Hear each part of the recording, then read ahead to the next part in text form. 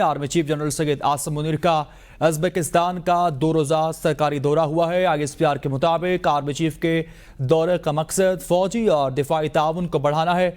Army chief ने Uzbekistan के सदर, वज़ीर दिफा, चेयरमैन एंड सेक्रेटरी बराए स्टेट सिक्योरिटी से मुलाकात की।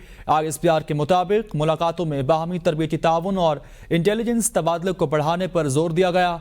आर्मी चीफ ने उज़्बेकिस्तान की फ़ौज के तरबियत के मयार और इलाकाई सलामती के लिए काविशों को भी सराहा है।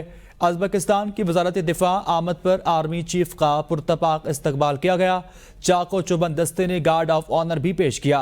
आर्मी चीफ ने ताशकंद में यादगार शहदा पर फूलों की चादर भी चढ़ाई है। आपको अहम खबर से आगाह कर रखे गए। आर्मी चीफ के उज़्बेकिस्तान के 2 रोज़ा दौरे के हवाले से आर्मी चीफ ने उज़्बेकिस्तान के सदर, वज़ीर दिफा, चेयरमैन एंड सेक्रेटरी बराए स्टेट सिक्योरिटी से मुलाकात की है। ISPR के मुताबिक मुलाकातों में बाहमी तरबियती ताउन और इंटेलिजेंस तबादले को बढ़ाने पर जोर दिया गया।